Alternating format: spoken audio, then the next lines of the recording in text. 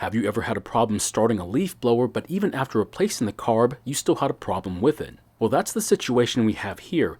They did the right thing and replaced the carb, which pretty much bypasses 90% of all the headaches. But that still leaves you 10% of the problems left to overcome, so you've still got a bit of work left to do. Well, this is what happens when you don't finish that last 10%. In today's video, we're going to be looking at this very orange leaf blower. And the problem is that, according to the person who I bought it from, they replaced the carb, but it's still having problems running. I will tell you one thing about replacing a carb on a machine like this one. It's not as straightforward as you see it in videos like this one. Also, remember when installing a brand new carb on a machine that might have hundreds of hours on it, it may need some adjustments to get it run correctly. Now, I'm going to try and repair this leaf blower, but yours might be a bit different, so this might not work on yours. So if things are not working out for you, like in the video, please ask about it, and I'll be glad to answer your questions. Now, before we get too far into this project, I'm going to document as many of the stickers I can. That way, if we need to order any new parts, we'll have the information we need. So luckily, it did come with some fuel in the tank, which allows us to run it the way that it ran for them. But there is one small problem though, and that is the fuel filter is positioned above the fuel level. Now, this won't be an issue if the fuel tank was full of fuel, but just like now, once the level drops, it's going to act like it's out of gas. And if I try to purge the air from the system, all it's doing is pulling in air and not fuel into the carb and fuel lines. So for right now, I'm just going to push the filter back into a better position, but we will have to look at it later on. And as you can see, with the filter back in the fuel, the system is now full of fuel and not air. Now, they were nice enough to also give me the box with some of the new parts, but also the old parts they took off. Now, this will be important later on, as you're going to see what can happen when you order cheap aftermarket parts. Next, we'll purge the air from the system, choke the carb, and then try starting it up and see what the problem really is.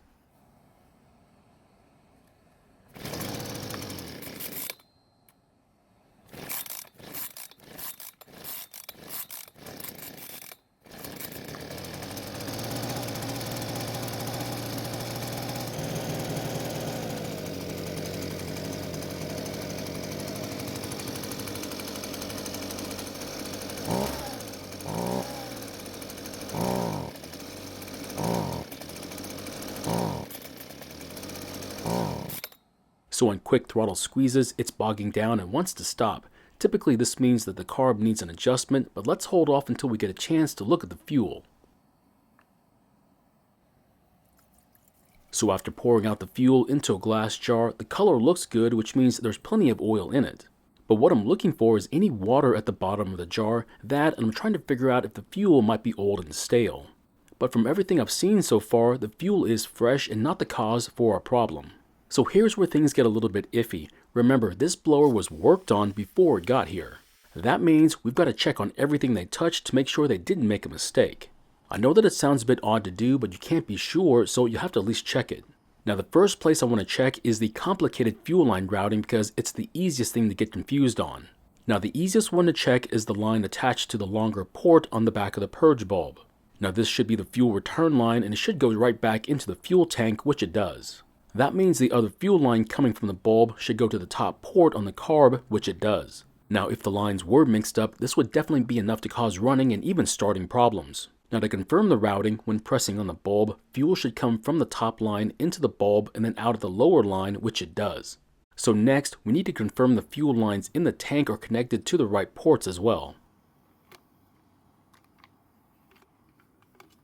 And after checking the fuel lines, it turns out the fuel filter was connected to the right line, but if they were backwards, it would mean that the screen inside the carb might be clogged with debris. So it looks like they did not change out the return line and left the old one connected. And since we're here, we might as well remove the old one and replace it with a new one.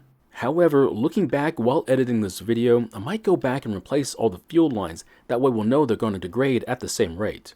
I'm not sure if the fuel tank grommet is new or not, but it's still in great condition either way. That's one of the worst parts about getting a machine to work on that's been worked on by someone else. And as we're about to find out, I should have been a bit more concerned about their work. So next, I want to check on the spark arrestor screen for excess carbon buildup that would cause the exhaust to have a tough time leaving the engine. The only problem is that to get to the screen, which is on the outlet of the muffler, we'll need to remove several fasteners. Now, this kind of inspection used to be very easy to do, but most manufacturers have made it a bit tougher to do. And if I had to guess as to the reason why, I would say it was in hope that you wouldn't mess with it. Now the spark arrestor screen is supposed to do what the name says. It stops sparks from leaving the muffler while you're using it. And probably because of liability and legal stuff, they don't want you to even know that it's even there. But in our case, I need to check it for a clog, which might be the cause of our running problem. But as you can plainly see, the screen looks clean and clear of almost any carbon, which is good and bad news for us. The bad news is that the clog might be at the exhaust port instead of the screen, so we'll need to take off the muffler to find out. But as you can see, it too is about as clean as it can get. That means the problem with this engine is not related to the fuel lines, or even the exhaust flow out of the engine. But that's when I realized something. I didn't check on their work installing the brand new carb, but how could you mess that up? Well, I'm going to give you one hint, and that is that it's made out of paper. At least in the case of this machine, it can be made out of a rubber type material on other machines. I'm of course talking about the gasket between the carb and the insulator, which is more important than you might think. The reason why is because it allows the impulses from the engine to travel into the carb, so it works like it should. So if we get a good look at the gasket, there should be a small opening right here. But as you can tell, it's not there, and in fact, it's over here in the wrong location. That tells us that this gasket is the wrong one, and we need to either replace it or modify it to make it work. As you can see, the small opening in the carb is covered up by the wrong gasket. So yes, I could just modify the gasket, but instead of doing that, I'm just going to use the correct gasket from the box of parts they already gave me. Believe it or not, this one part could mean the difference of a working blower and one that doesn't work. After that, all we need to do is put the carb back on and then reassemble the blower. Now to save time, I didn't show it, but I did take out the no-name brand spark plug they had in the engine. I then replaced it with the Champion spark plug that they had taken out and put back in the parts box. Now I don't mind using no-name brand spark plugs, but if I have the chance to use the OEM plugs, I'll definitely try and use them. But of course it is your machine and you're welcome to use whatever brand you want, whether it's OEM or whatever came in the parts box. I also lubricated the springs for the starter pawls on the flywheel just so that I don't have to worry about it later on. Now the spring for the recoil was not having any issues, but I did give it a spray of lubricant for good measure. Once we get the blower back together, we'll then try and start it and see how it runs. And if it does have any further running problems, we'll then try tuning the carb to fix it.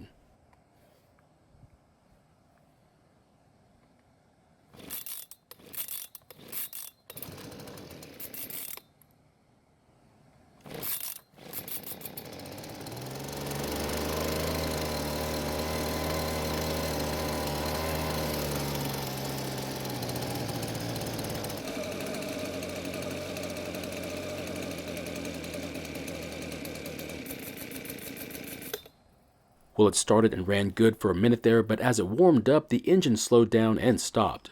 Now because the problem happened while it was idling, I'm going to focus on the L screw near the engine, and I'm going to turn it counterclockwise a quarter turn to increase fuel flow.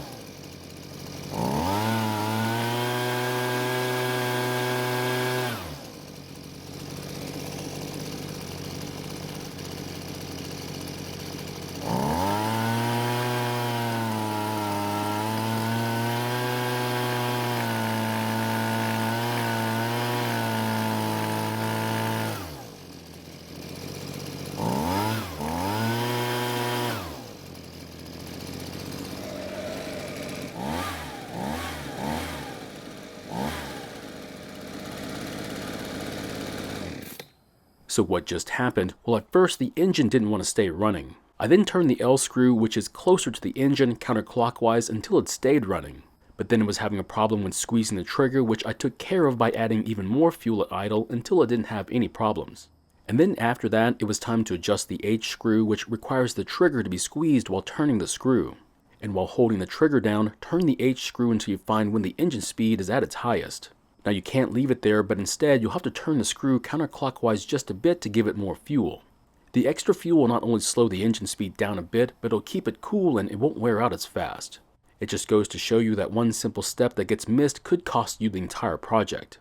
Of course, the same can be said if you're on the receiving end. Their simple mistake netted you a great machine and it didn't cost you hardly any money.